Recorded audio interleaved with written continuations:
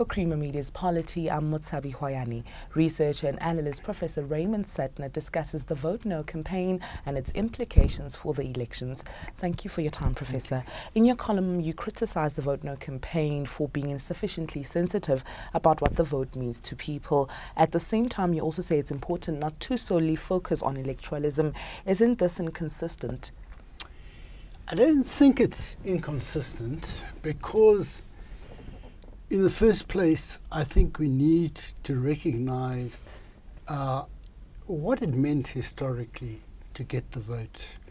The vote is referred to as universal adult franchise.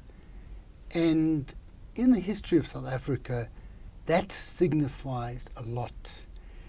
The word adult is important because in the history of colonialism and apartheid, Africans were referred to as boys and girls. And this had even started with the missionaries when they spoke of Africans as people who were like a child race who would take a long time. If they ever reached the level to which whites were, it would take them a very long time.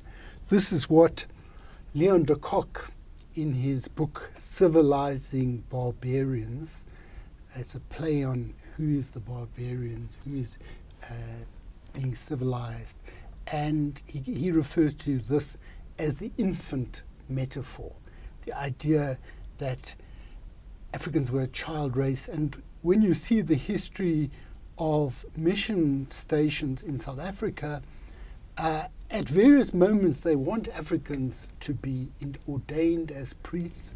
At other times they stall this process and the discourse of infancy gets stronger. So it's very important from the point of view, if you look at African nationalism, much of the discourse in African nationalism is about recovering manhood. It's using masculine terms, but in fact it's referring to equal dignity of all people. The notion of universal is also important because the struggle for freedom is a struggle for universalism, a struggle which says that freedom is indivisible. Freedom cannot be just for whites. It cannot be just for people who have got PhDs. It must be for all who live in South Africa. And that is why the Freedom Charter opens by saying South Africa belongs to all who live in it, black and white, and that no government which does not have their consent can justly govern. So historically, it's very, very important to recognize the sensitivity of the franchise for people in South Africa, even if the choices are as difficult as they are in South Africa today. We have to recognize that people fought long and hard to have this right, so that to call them to spoil their vote is difficult, is a sensitive question. And it should be preceded, if it is to happen, by a process of consultation.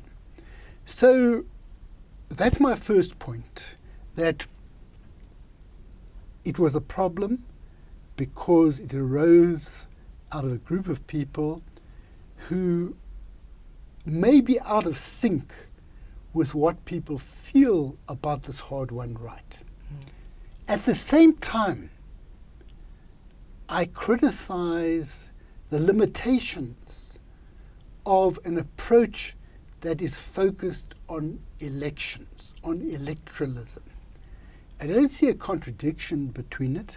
I'm not saying don't vote, but what I'm saying is, in the light of our experience in electing people who do not carry out their constitutional mandate, who do not abide by the Constitution, who do not provide a better life for all, but provide a better life for a few, we need to ask ourselves, how we hold them to account if Parliament is not going to hold them to account.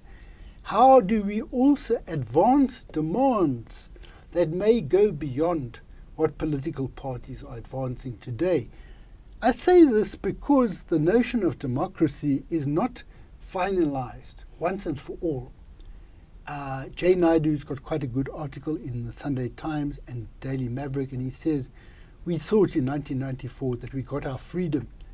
Now, personally, I've not held that view, in the sense that I've always believed that freedom is something which is never finally realized.